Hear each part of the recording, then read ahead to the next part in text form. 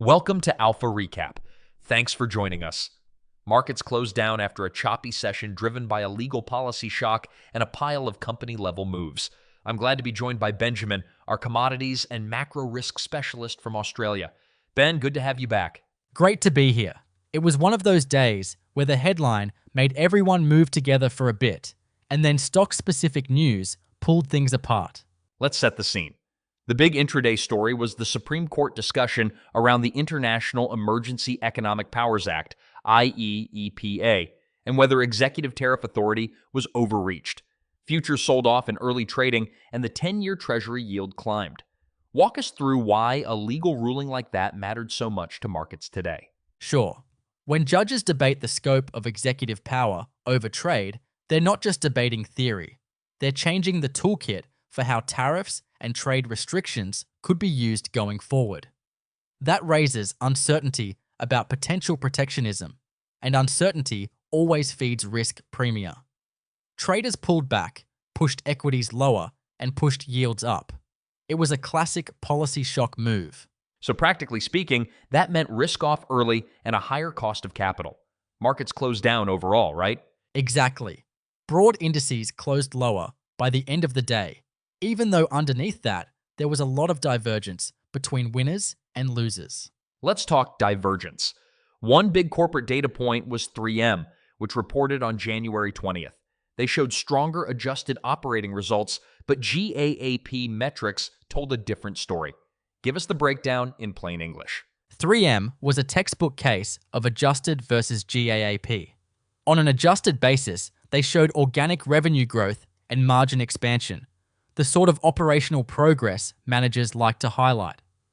But on a GAAP basis, the operating margin was about 13%, and that was down roughly 5 percentage points year over year, despite GAAP sales of about $6.1 billion, up about 2%. Management did start giving full-year guidance for 2026, which was notable. The key is whether those adjusted improvements actually convert into GAAP profits and cash flow over time. So investors saw a mixed message, operational momentum, but accounting and legacy items still showing up on the GAAP line. Exactly. It's the reconciliation that matters. If management can bridge adjusted improvements into GAAP and cash flow, the optimism is real.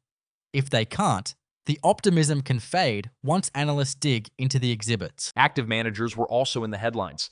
Longleaf Partners put out their letter. They reported about 3.3% return in the fourth quarter, compared with the S&P 500's roughly 2.6%. They said they sold HF Sinclair profitably and highlighted PVH for long-term earning stability at about $10 per share. What did you make of that? It was classic active manager stuff. They harvested a position in energy where they could lock in gains, and they emphasized a predictable earnings name in apparel. That tells you they were trimming cyclicality and favoring cash flow stability. For value investors, it's a reminder that disciplined position management can outperform the index when you get the timing and conviction right. Switching to tech, there was pretty clear bifurcation. Counterpoint data showed Apple had about 22% of China's smartphone market in the fourth quarter. Netflix has the ad monetization upside, but Morgan Stanley turned cautious on US IT hardware. How did the market react to that mix? Markets rewarded the secular winners and punished the cyclical names.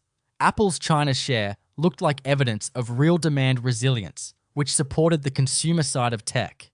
Netflix's ad story was seen as structural upside. But when Morgan Stanley flagged caution on hardware dealers, servers, networking, PC makers, it triggered a sell-off in that subgroup. So you had software and consumer-facing names holding up while CapEx-exposed hardware came under pressure. Let's unpack the Apple number for a second. 22% in China. That's stronger than some feared. How important was that for tech narratives? Very important. China's the biggest smartphone market, so a strong share there flows through to revenue resilience and pricing power. It's a signal that Apple's product mix and pricing were holding up, which helps justify premium multiples. But it doesn't erase geopolitical risk in China. Investors still had to price that in when thinking about duration and valuation. On Netflix, the debate continued. Optimists see ad monetization as a big lift. Skeptics point to the Warner Bros. Discovery acquisition as a near-term drag. How did that split play out? Analysts were split. The ad opportunity is real. More inventory and better user monetization can boost revenue. But big media deals carry integration risk, and that can hit free cash flow in the short term. So some investors were willing to pay for the secular upside. Others were more cautious until the integration was digestible. You mentioned the 10-year yield popped on the Supreme Court headlines. For income-focused investors, what did today's move mean? Higher yields increase rate volatility and can pressure dividend-heavy sectors like REITs or long-duration growth names. Income investors needed to reassess duration exposure and dividend sustainability, in particular, where company filings were showing divergence between adjusted metrics and GAAP, think 3M again. That raised questions about dividend coverage and free cash flow. There were also a number of Regulation FD and Form 8K filings on January 20th. Medical Properties Trust, Beneficient, U.S. Gold Mining, among them. Those were flagged for investors. Why should listeners care about those technical filings? Form 8Ks and Regulation FD filings often look routine, but they can contain timely exhibits or disclosures that change the investment case. They can presage earnings news, accelerate litigation risk disclosures, or provide detail on prior statements. Traders and event-driven investors pay attention because those filings can be actionable before a full press release drops. If someone was listening and wanted to follow up, what practical steps did you recommend on those filings? Open the exhibits, read the accession information, and look for material changes. New contracts, legal updates, cash flow revisions. Don't skim the cover letter and assume it's benign. The devil's often in the attachments. Back to policy for a moment. If the Supreme Court ended up limiting executive tariff authority under IEEPA, what longer-term market effects could that have? A limit on unilateral tariff authority would reduce a tail risk of surprise protectionist moves. In the long term, that should narrow policy risk premia and be supportive for cross-border trade flows. In the short run, though, the uncertainty of the legal process itself spiked volatility. Markets hate not knowing how rules will change. Let's get tactical. For different investor types, what were the most important takeaways from the day? For value investors, watch active manager signals, like Longleaf's rebalancing. They sold cyclical energy and favored predictable cash flow names. For growth investors, double-check deal risk, especially when acquisitions, like Warner Bros. Discovery, could pressure near-term cash flow. For income investors, monitor duration and GAAP conversion risk for dividend sustainability. Event-driven traders needed to watch the Supreme Court calendar and 8K filings as potential catalysts. Sector and quant players should be mindful of cross-sector dispersion between hardware and software. And what were your tactical and strategic recommendations for managing the kind of policy-driven volatility we saw?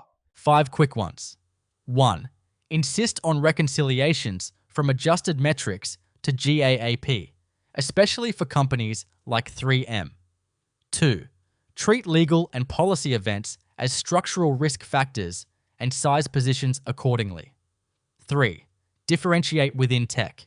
Separate platform winners from CapEx-exposed hardware. 4. Watch active manager flows. They can presage broader moves. 5. Actually read the 8K exhibits when they appear. You'll often find the real news there. Before we wrap, quick reactions. Was there anything that surprised you about how the market digested the combination of the policy story and the company-specific signals? What surprised me was just how quickly the narrative shifted from broad policy risk to focused stock-level responses. The Supreme Court headlines moved everything early, but once company disclosures and fund moves hit the tape, the market started to differentiate very sharply. That kind of two-speed market can create opportunities if you're selective. All right, let's close with 3 clear takeaways for listeners. 1. Policy and legal rulings can overwhelm fundamentals in the short run, so plan for headline-driven volatility. 2. Demand real evidence that adjusted metrics are converting into GAAP and cash flow before you buy into a turnaround. 3. In tech, separate the secular winners from the cyclical hardware names. Don't treat the sector as a single bet. Perfect. Benjamin, thanks for the crisp analysis. That's our recap. Markets closed down after a legal policy shock, but there were stock-specific opportunities and clear sector divergence. We'll be watching the opinion releases and the earnings reconciliations closely when markets reopen. Thanks for listening to Alpha Recap. I'm Nathan. We'll see you next time.